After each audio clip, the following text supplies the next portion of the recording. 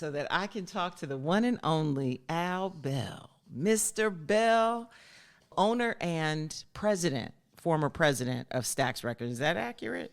Current president. It is really owned presently by Concord Music Group. Yeah, I was the owner before Concord Music Group. I bought it from the founders, Jim Stewart and his sister Estelle Axton. I'm just glad that it is still here, no matter who owns it. As long as you in it and running it and making sure that the legacy is there, that's what's good for me. So let's talk about, or start by talking about the significance of soul music, what we're calling Southern soul today, to Black music at large, not only in influencing today's music, but also for our culture at large. How do you see the significance of this music? Well, this music that we call soul music, as African Americans, is what the European Americans call country music. Mm. It's a music art form that reflects and influences what goes on in our lives, our lifestyles, and our living. So when you hear our music, you're hearing what is going on in our lives as a people and as a culture. And it will continue to be that way, hopefully. Yes. And let's talk about the significance of the word soul. That was a specific branding and wording that was used to change what our music used to be called prior to that. Can you tell me kind of the story behind naming it and why the word soul was so important for you? Yes, ma'am. Jeanne, it is so important to me because I grew up talking to the elder statespersons out here in music, the singers, the writers, the producers, and hearing them and what they had to fight, hearing the artists and talk about what they were fighting in terms of how they had been branded for the likes of race music. It was called race and blue music, never given any respect, but always downgraded in the terms that were used to represent or respond to the music that came out of our culture. And what happened at one point in time, as the race and blue was at a highlight, there were two people that claimed that they were responsible for changing it and branding it as soul music. Jerry Wexler of Atlantic Records and Al Bell of Stax Records claimed that they changed and branded it soul music because we believed that the term soul was a description that could be generally appreciated by the general market and not put into a race category like what was done with the race and blue and all of the other descriptions that had been given our music. That's where it came from, and that's what it's about. It's from the heart, mind, and soul. Yes, it is. And especially the iteration that came out of Stax and actually out of Memphis at large at that time. Can you talk about how the Memphis soul sound was such a driving force in creating this music? What was it that was going on in Memphis at that time? Kind of paint a picture for us that helps us understand how the music was created and why it has such a distinct place in the canon of Black music. Well, you had a European American gentleman by the name of Jim Stewart, who was a fiddle player, country musician that wanted to build a recording studio and wanted to start recording artists. And on his mind at that time, country music.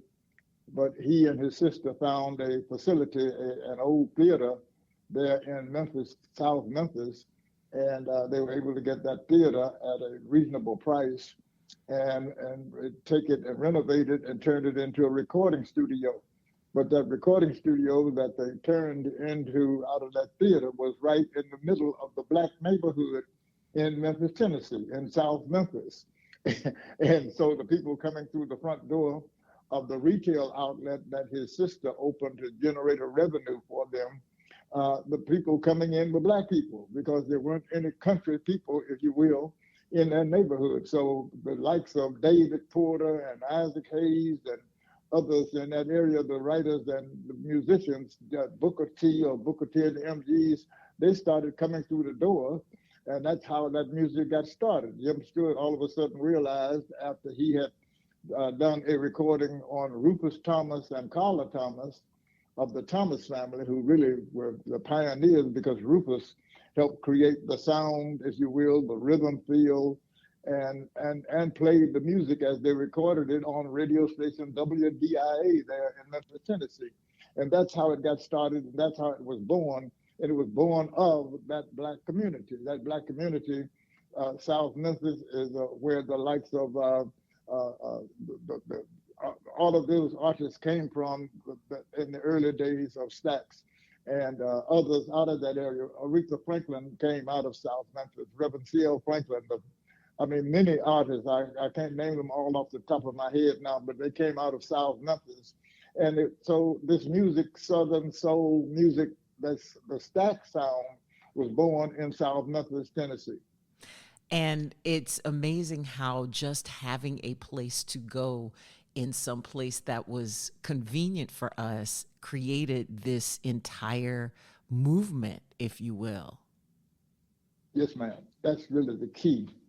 When you look around across the country, I mean, you look at Detroit. The reason that Motown became Motown was because Berry Gordy created that studio there in Detroit, and it was a place for the writers, the producers, and the artists to go and get their music recorded. And that recorded music gave them the promotional vehicle that allowed them to get exposure in the marketplace via radio and people purchasing it at retail outlets, which put them in a position where they could go out and make money as in promoting and performing at their concerts. So that recorded music for them became the promotional piece that positioned them to make additional money performing, which was what their career was about, that of a performing artist. Right. And you need that. You need that really. When I look at it, when you look at it, you really need that, given the status of our recorded music industry or our music industry, period. You need that outlet for our artists in order for them to grow and build. Yes. And with the other part of it that I find really interesting, and it makes me think about the way that the music industry is now, things have become so much more diffused because so many things happen virtually. But the power of place really means something. Having something physically accessible to you nearby actually feeds the creativity, or at least that's how it seems like it happened for Stax. And as you mentioned, Motown and probably the other studios that were in Memphis, like High Records, or, you know, any studio that's within an area like Chess Records was here in Chicago. Yes, ma'am. That came to my mind just as you were speaking. Chess Records in Chicago. I mean, that was the pioneering force for blues music in America, period. It came out of Chicago and came out of Chess Records, and it happened because Phil and Leonard Chess had built that studio there, created that studio there in Chicago, where the artists where the writers and the musicians could go and they could perform in that studio and develop their careers. What is the connection, do you think, between Chicago and Memphis? Because there were so many artists that were on Stax that came out of Chicago, people like the Staple Singers, the Emotions. For you, what is that musical heritage connection between our cities and the fact, and even Johnny Taylor living here and performing here, but going down there to record and then still being based here? Like, there were so many artists that had that story, especially during Stax's heyday of recording. Why was that?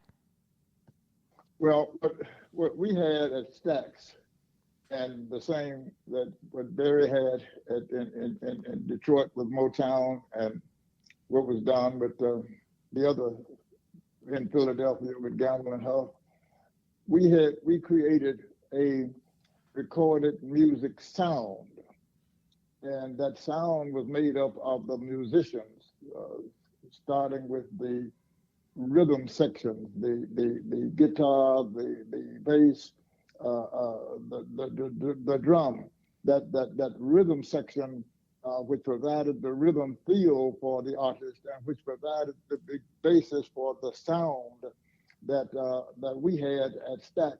And that sound was a sound and an approach to recording and capturing what was in the artist.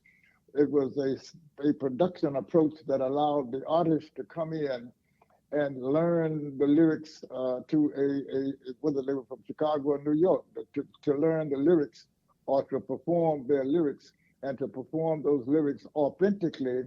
And the musicians, that rhythm section, listened to that artist perform and they played into the performance given by the artist. So you had the authentic performance coming from that artist from Chicago. Now, those musicians there were influenced by what they heard from the musicians in Chicago.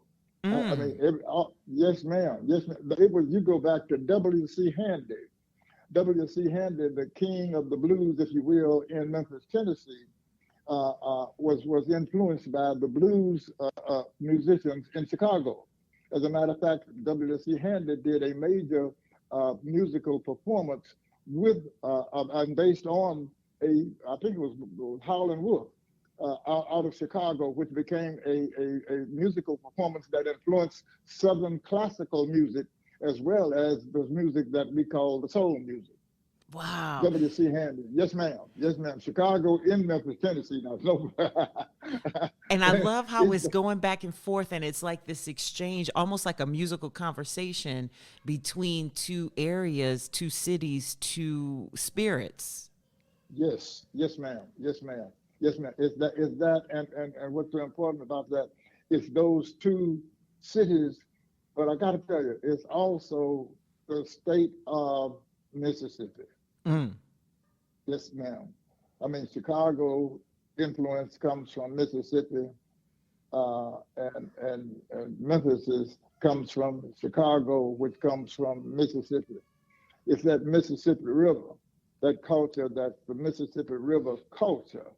And that culture starts in New Orleans, Louisiana, and it comes up that Mississippi River to Kansas City, Missouri.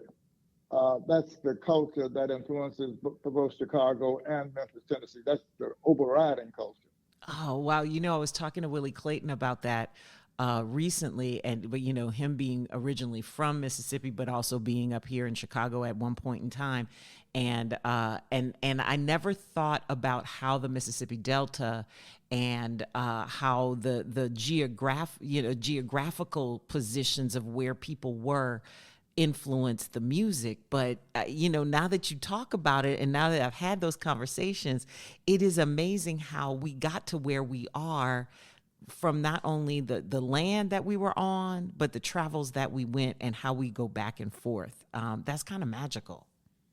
It is. It is. It's magical and most very, very important. When you look at that Mississippi Delta region, you see global cultures in that area. I mean, you can go into Mississippi, for an example, and you can see cultural influences of Germany. You can see German food in Mississippi, because as in the early days, as the people travel in on this globe, then they travel by water.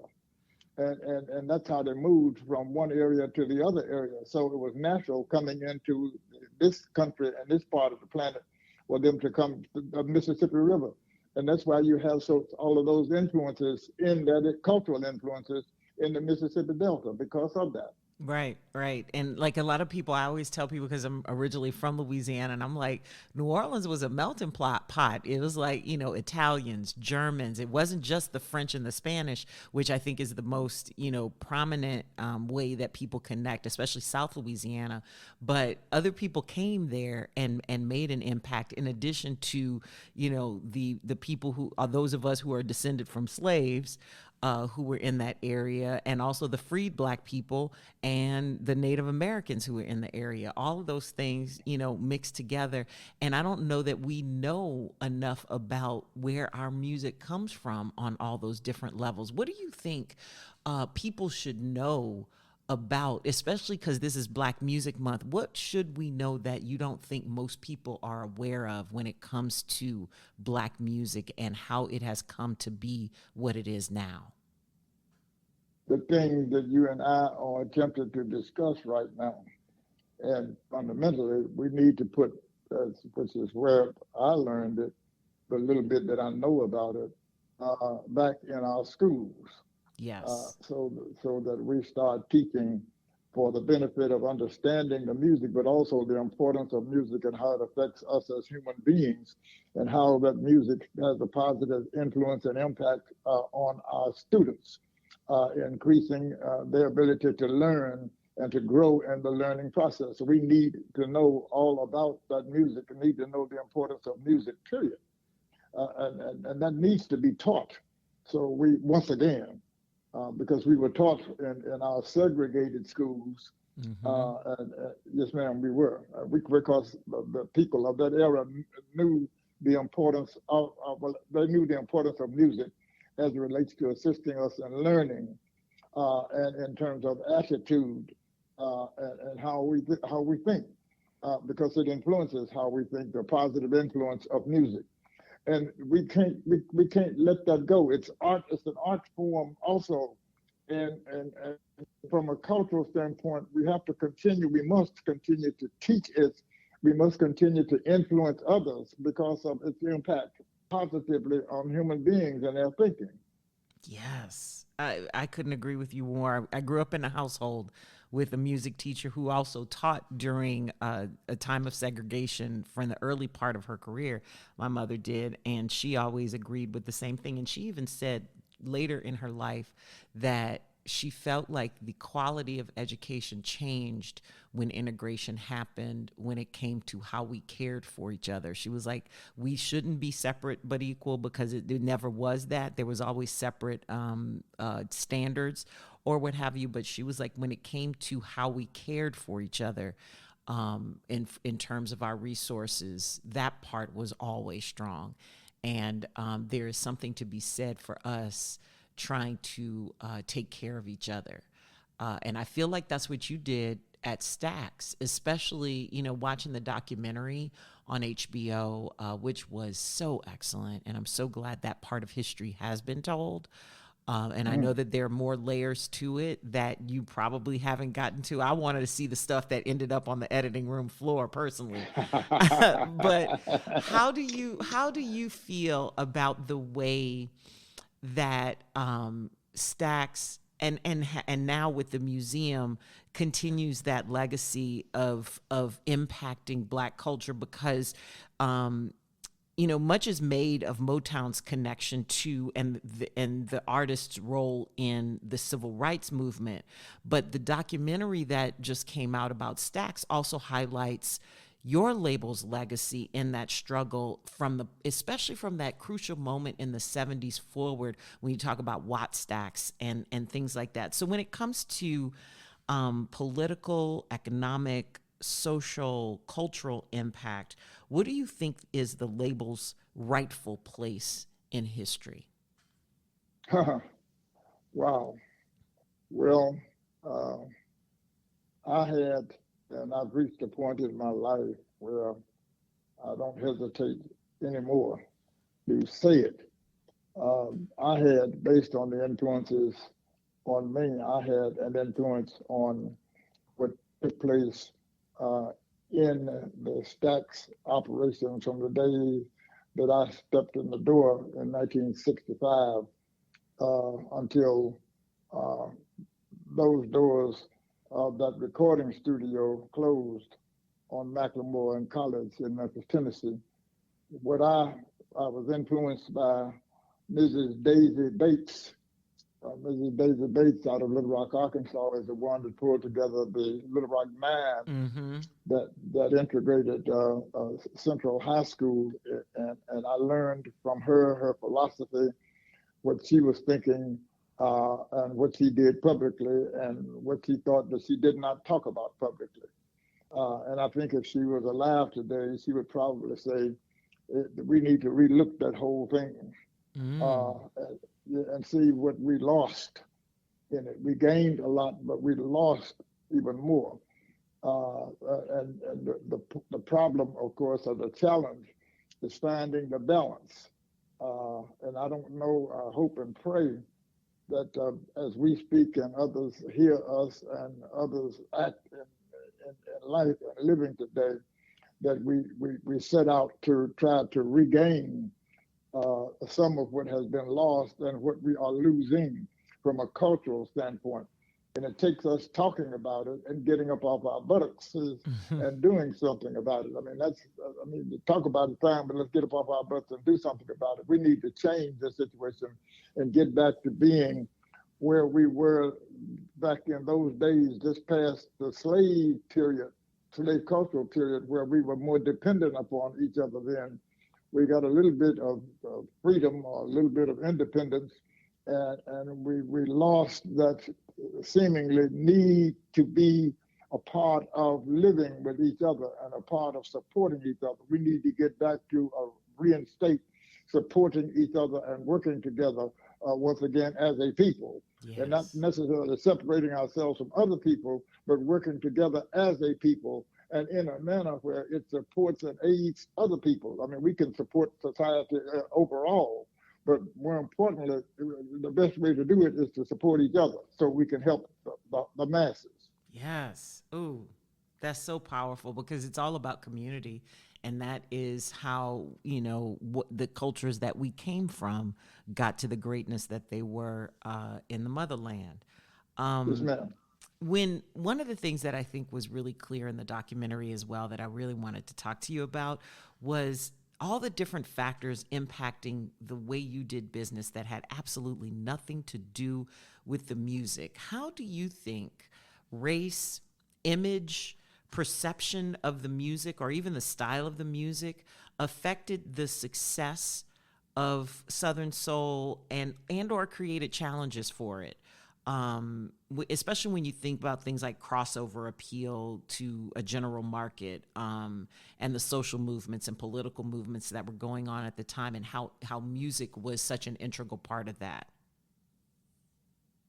Well, the bottom line is the challenge was and still is racism. Mm-hmm. That's what the challenge was at that time. I even had it stated to me at one point in time from a business perspective, based on some of the things that I was providing leadership on, that I needed to stay in my place. Mm. What I was doing was getting a little bit over into the European Americans arena, and I needed to stay in my African American place. Yes, ma'am. So I say yes, ma'am, just being the guy that I am. Yes, so, sir. I appreciate that. Yeah. I love talking to a Southern man. Come on now. Okay, thank you. but the whole problem has been, and it also has been the opportunity, has been racism. That's what we had to deal with. And I frankly, I mean, we got out of our place at Stax because I was about the music, yes, but I also was about equal rights. I mean, that and equal rights in a broad sense, 360 degree of equal rights. And I was about it from an economic standpoint as a priority because we live in America, and America is a capitalistic society with a capitalistic form of government, and it's about capitalism. So if you want to operate here in this country successfully, you have to think like a capitalist. Yeah. And that deals with economics. I mean, so I was about that and about pursuing that at Stax. I was about working with the artists and causing the artists to think as best as I could about think like business people and become business people. I mean, all of that was at the heart and mind of Stax, and working together as a community of people working to support and help each other. That's what we were about there at Stax. That's where the family part of it came from, working to help each other. And that we did the same in our community because we worked for and with African Americans because we recorded music that was to be sold to African Americans. That we made money from African Americans, so we needed to support the people that supported us. So if they bought our music, supported our concerts, then we needed to be doing things in our community to support and aid them. That's Watch Stax. That's what Watch Stax was about. And I won't get into all of the details of that right now, but it was about that, but it was also about showing white America something at that time that they didn't understand about African Americans in this country. They thought if there was one or two blacks together at that time, then you got to be careful because that was going to be a problem. Mm-hmm. Well, they saw 112,000 blacks together that day, thank God, and no problems.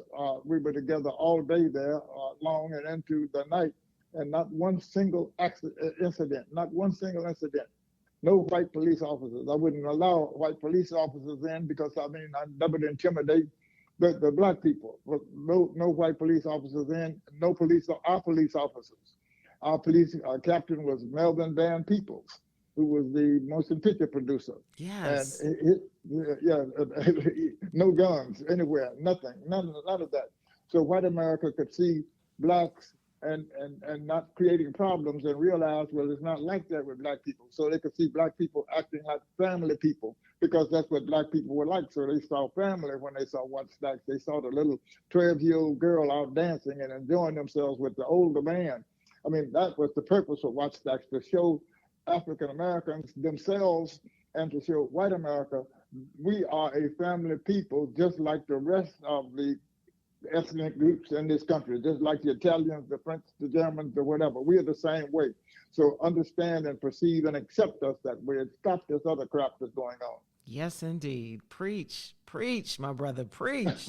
And when it comes to the music, one of the things I think that was interesting is how you approached the integrity, the artistic integrity of what you were creating and making what essentially was, especially for the artists who were there in the early 70s, many of them were, I think, probably you could align their philosophies more with the Black Power movement and making that palatable for a general market. How do you see the way that you guys navigated the sound and what you were creating for Black people in a way that attracted people, not just here in the US, but worldwide? Well, we made a music for African Americans and we promoted, marketed, and sold it to African Americans. And we conducted business in a manner that we deemed positive for African Americans. It proved to be successful in this country and it was respected in your other countries globally, especially in Europe. Mm-hmm. They saw it and saw us doing what we were doing from a cultural standpoint, and they understood culture and were aware of that a bit more so than here in America because racism permeated the day-to-day thinking, let me put it like that, okay, that existed here in this country. And that's what kind of held it back. But it's also what we had to work our way around, and we did, and we demonstrated at that point in time that as an ethnic group, you could come in and and create your music and sell it to your ethnic group alone and be successful and profitable from an economic standpoint without compromising the integrity of that art form to attract the attention of someone else. We proved that you could do it the right way, and we did it the right way, thank God. Amen. Yes, and I'm glad the story has been told about what that right way looks like, because I think it can inspire the way we look at how we do business going forward, especially as the music industry continues to change. One of the things that really stood out for me from the documentary as well were all the different setbacks and the audacious thinking that it took to overcome them. I am thinking specifically about Watt Stax and about the campaign to get to have Isaac Hayes recognized at the Academy Awards and to perform at the Academy Awards for his work on the soundtrack to Shaft, among many other marketing plans, that not only saved Stax, but brought it back and kept it alive and thriving even when there were other setbacks, and so on and so forth. What do you think the secret is to seeing these things that others don't? Whether or not it's in ourselves or in our music or in a product that we create, and then having the guts to act on it. What is the secret to success with that? Well, I can only speak about that from a personal standpoint, and address my personal philosophy and my personal teachings, what I've been taught. I come from that era of when racism was paramount and when segregation was the operation of the day. And when I attended at segregated high school, Jones High School, those instructors drilled me with a teaching, good, better, best. I shall never rest until my good is better and my better is best. Is the best. My mama used to say that to me. Okay. And my daddy too, to be honest, both of them. All right, then you know what's in me, and I'm hoping that others will pick up on this, and we can inspire them to think the same way you think, how you think. Now Reverend Martin Luther King, Reverend Dr. Martin Luther King, when I attended the Southern Christian Leadership Workshop Academy in Midway, Georgia, would always say, Albertus, it's your attitude, not your aptitude, that gets you altitude. It's the way you think, not what you know. It's how you think that gets you ahead. And that has stayed with me. This was like I was 19 years of age. I remember my age when I'd hear Dr. King say that. And I got to tell you, I let it live inside of me. Mm-hmm. And then to speak on what you asked me further, my godfather was a man named Winthrop Rockefeller. Winthrop Rockefeller was a member of the Rockefeller family, wow. A successful independent entrepreneur, governor of the state of Arkansas, and a businessman that my father worked with. My father was a landscaping contractor who did all of the real estate that Winthrop Rockefeller was creating and building in the state of Arkansas. And I was that little kid that would take the invoices up to him every couple of weeks or so and get the money from my father. And Mr. Rockefeller adopted me, between me, him, and our family, as his godson.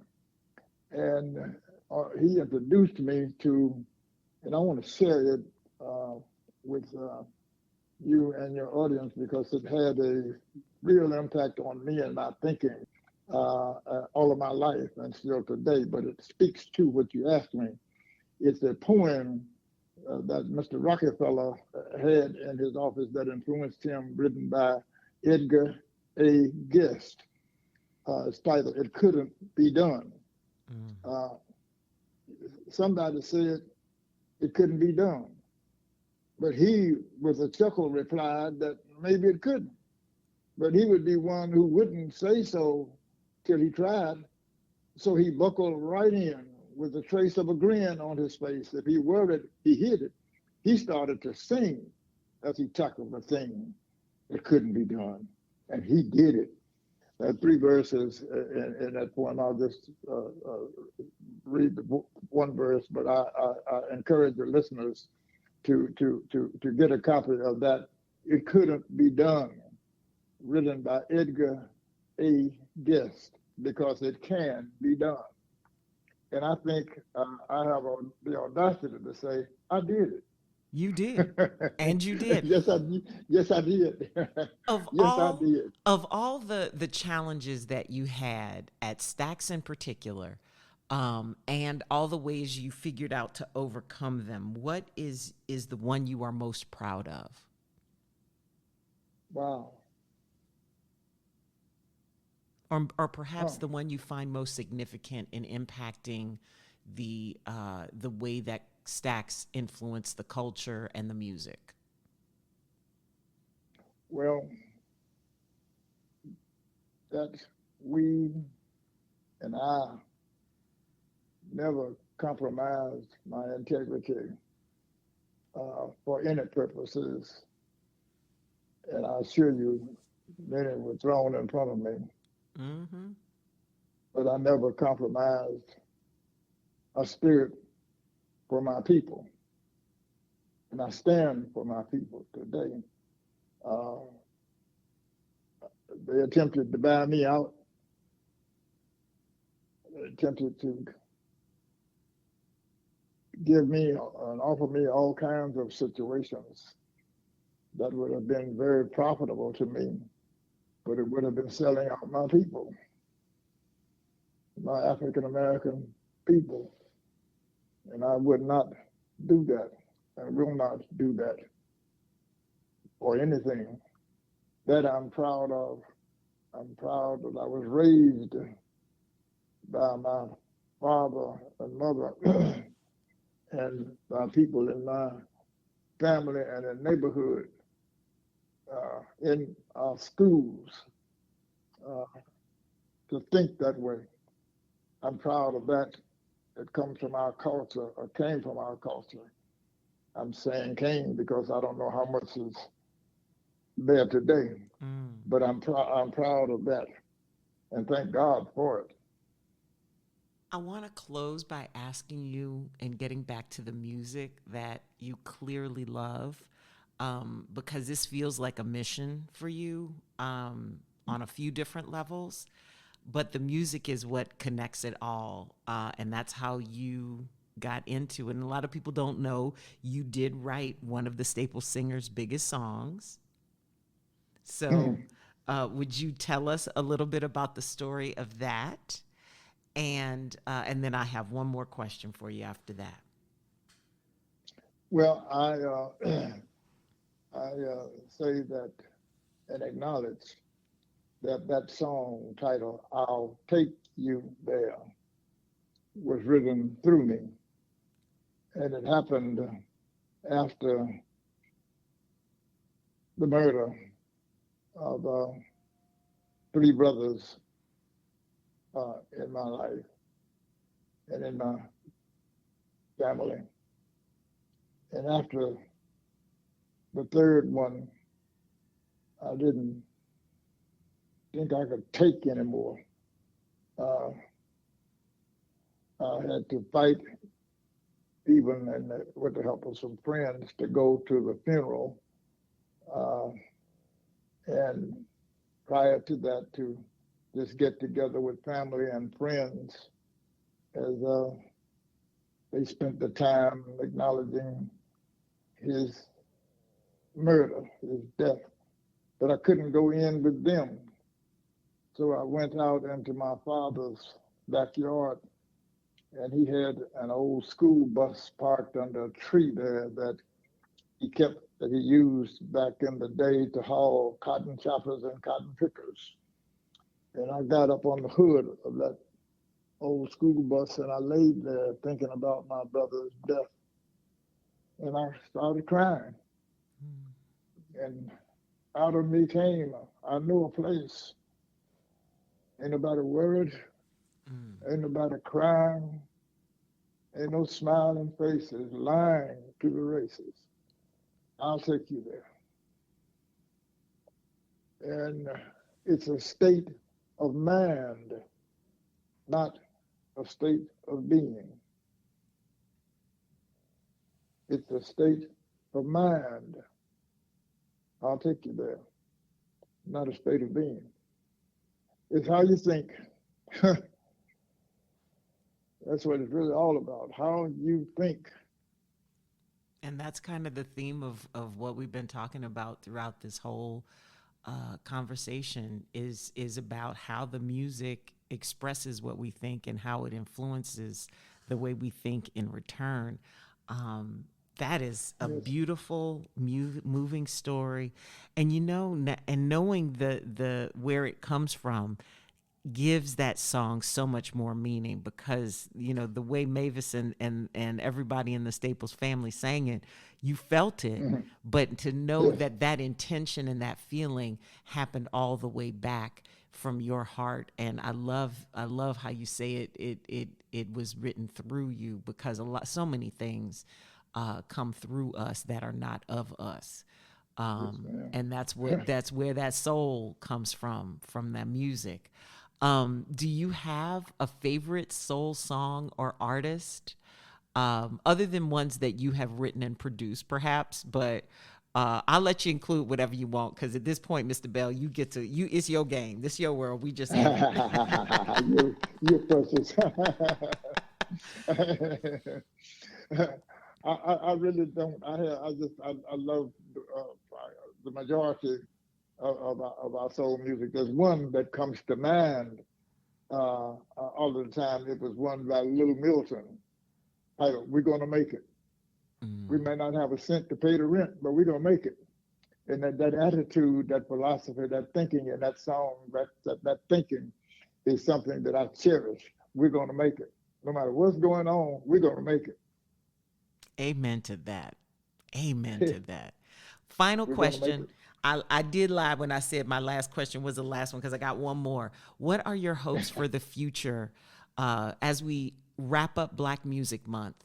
What are your hopes for the future of music at large, especially Black music, though, and soul music, as we call it?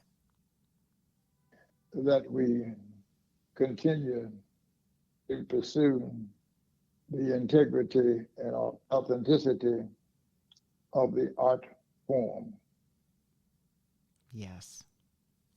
It's that simple, isn't it? It's just that simple. Yeah. Yeah, it's just that simple. Simple ain't easy, though. Up, That's I agree. I agree with you on that. But if we start thinking like that, as my grandmother used to say, it'll come to you. mm-hmm. Yeah, it'll come to you. But we just need to start thinking like that uh, because it can be done, and it's how you think. I mean, that's what I was taught. It's how you think. Good, better, best. I shall never rest. I mean, uh, Dr. King. It's your attitude, not your aptitude, that gets you altitude. It's how you think. It's And how we think. We are what we think we are. yes, It's yes. what we think. And it's about how we think. We just need to get that. We work on getting that part together. The rest will come. And that takes a whole lot of faith. It does. It does. That's the key to it right there. A lot of faith. Well, it's clear that you are a living example that it is possible, that we can Mm. follow. And thank you, thank you, thank you for taking the time to share your wisdom with us, to share your stories, to talk about soul music, Southern soul music, and its significance for us right now, because it still is. And that's the reason why we celebrate this month. Mr. Bell, it has been an honor. It's my honor. Thank God. Thank you, my dear. Thank you very much.